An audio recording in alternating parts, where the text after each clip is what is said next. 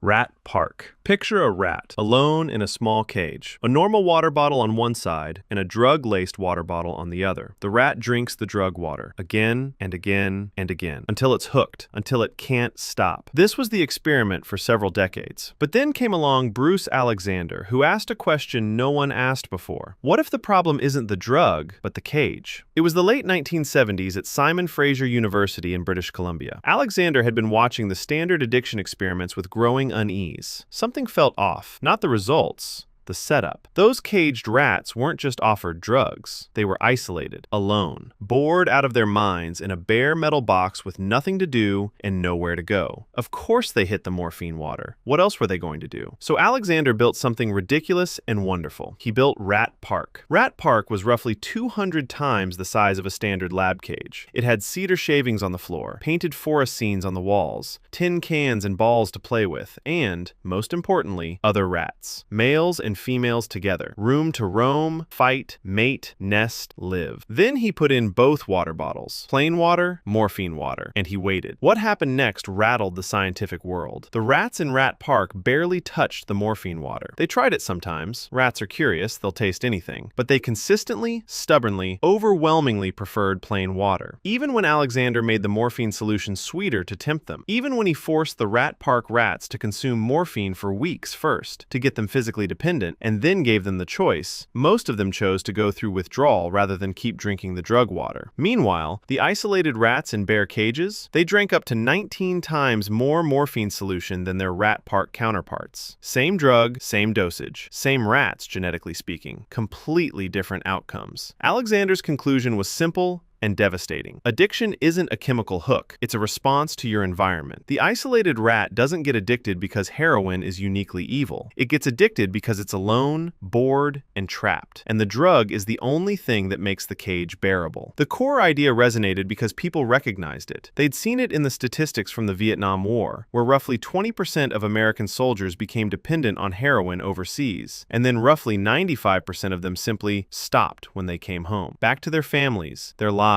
their connections. The drug was the same. The environment changed everything. The Olds Milner Pleasure Center. A rat is pressing a lever. Nothing unusual about that. Rats press levers. That's what lab rats do. But this rat hasn't stopped. It's been pressing for hours. It has food in the cage, water too. It ignores both. It presses the lever until its paws are raw, until it collapses from exhaustion. The moment it recovers, it presses again. Nobody taught it to do this. Nobody trained it. The rat found something on its own and decided, with every fiber of its being, that nothing else mattered. What was the lever doing? Sending a tiny electrical pulse directly into its brain. It started as an accident, the way the best discoveries usually do. It was 1953 at McGill University in Montreal. James Olds was a young researcher, barely into his career, running experiments on rat brains with his supervisor, Peter Milner. They were studying the reticular formation, a region involved in alertness and arousal. The plan was to implant electrodes and map how mild stimulation affected behavior, except Olds misplaced an electrode. Instead of hitting the reticular formation, he accidentally landed it in a region called the septal area, a structure nestled deep in the limbic system, close to what would later be understood as the brain's reward circuitry. He didn't know that yet. He just noticed the rat was acting strange. Instead of avoiding the corner of the cage where it had been stimulated, the rat kept returning to it, over and over, like it was looking for something. Olds watched this for a while and thought, what if the stimulation itself is the reward? So they built the lever. The setup was elegant and horrifying in equal measure. A rat was placed in a box with a single lever. Press the lever, get a brief electrical pulse to that precise spot in the brain. That's it. No food reward, no sugar water, no trained behavior, just the pulse. The rats pressed it up to 7,000 times per hour. They pressed it in preference to food, even when they hadn't eaten in days. They pressed it in preference to water. They pressed it when female rats in heat were placed in the cage. They crossed electrified grids that they would normally never touch just to get to the lever. They pressed until they physically couldn't anymore, passed out, and then woke up pressing. One rat stimulated itself 2,000 times in a single hour without pause. Not a break, not a glance at the food bowl. Just the lever, the pulse. The lever, the pulse. Olds and Milner had stumbled onto the brain's pleasure center. What they were activating, they eventually confirmed, was the nucleus accumbens and surrounding dopamine-rich reward pathways, the same circuitry that lights up when humans experience sex, food, social connection, music, drugs. The brain had no defense against it. Evolution had never needed to build one. Nothing in nature could hijack the reward system this completely, until now. The despair chamber. A rat is dropped into a cylinder of water. The walls are too high to climb. The water is too deep to stand. There's no way out and no way to rest. So it swims. It kicks and paddles and scrambles, searching the walls for a foothold that doesn't exist. For several minutes, it fights with everything it has. And then, something shifts. The rat stops trying. It goes still. It floats, barely moving, doing just enough to keep its nose above the surface. The scientists watching it write one word in their notebooks: despair. Roger Poursault was a French pharmacologist working in the late 1970s with a very specific problem. Antidepressants existed, but testing them was a nightmare. You couldn't exactly ask a rat if it was feeling hopeless. Depression in animals had no reliable, fast, measurable marker. Poursault needed a model, something reproducible, something cheap, something that could tell you within minutes whether a drug was working. What he built was brutal in its simplicity. A rat goes into a cylinder of water, roughly 25 centimeters deep, walls high enough that escape is impossible. It swims, it struggles, and then, usually within a few minutes, it gives up active escape and starts floating passively, just surviving, not trying. Poursault called this immobility. The rat, he argued, had learned that nothing it did would change its situation. It had, in behavioral terms, given up. Then came the test. Give a rat an antidepressant before the swim. The drugged rats swam longer, struggled harder, took significantly more time before switching to that passive float. It worked. Reproducibly, quickly, cheaply. Every major antidepressant we have today, SSRIs included, was filtered through some version of this test before it ever reached a human. Poursault had built a depression detector out of a bucket of water and a stopwatch. The test assumes that immobility equals despair, that a rat floating in water is a rat that has given up on life, that the switch from swimming to floating is a measure of hopelessness, and that a drug reversing that switch is therefore an antidepressant. Except, what if the rat isn't despairing? What if it's learning? Later researchers pointed out something uncomfortable. The floating rat isn't panicking. Its physiology is relatively calm. Its heart rate drops. Its movements become deliberate, minimal, energy conserving. Some neuroscientists began arguing that the rat had done something intelligent. It had assessed an inescapable situation and switched to the most efficient survival strategy available. Stop burning energy on useless struggle. Float, wait. The rats have adapted. Stress inoculation studies. A rat pup is taken from its mother for 15 minutes, then returned. Nothing dramatic, no lasting harm done, or so it seems. That rat grows up and gets dropped into the forced swim test, a maze, a predator's scent, every stressor the lab can throw at it. It outperforms every rat that was never separated at all. Nobody expected that. The dominant thinking in stress research for most of the 20th century was a straight line. Stress is bad, more stress is more bad. The goal was to minimize adversity, protect the organism, keep conditions stable and safe. Trauma researchers had documented convincingly what too much early stress did to developing brains: elevated cortisol, shrinking hippocampi, blunted emotion regulation. The evidence was real, and it was grim. Anomalies that kept showing up in rodent studies and getting politely filed away because they complicated the narrative. Then researchers started taking the anomalies seriously. The studies worked like this. Rat pups in the first weeks of life, a critical window when the stress response system is still being calibrated, were separated from their mothers for brief, controlled periods, 15 minutes, sometimes up to an hour, then returned, unharmed, to the nest. The mother, upon reunion, would lick and groom the pup intensively, a burst of physical contact, warmth, attention, as if compensating for the absence. And something in that sequence, the mild stress followed by the return, the disruption followed by the repair, seemed to be doing something remarkable to the developing brain. Those pups grew up different, not damaged, fortified. They explored new environments more readily, recovered faster from stressors, showed lower baseline anxiety. Their cortisol spiked appropriately under threat. The system worked, but came back down to baseline quicker than controls. Their hippocampi, the brain region most vulnerable to stress hormones, were actually larger in some studies. More glucocorticoid receptors, better feedback loops. A stress response system that had been, in a very literal biological sense, trained. The brief separation hadn't broken anything. It had stress tested the system during the exact window when stress testing does the most good. Like loading a young bone just enough to make it denser, or exposing a developing immune system system to manageable pathogens before the real ones arrive. Researchers began calling it stress inoculation, the same logic as a vaccine, a calibrated dose of the thing you're trying to build resistance against.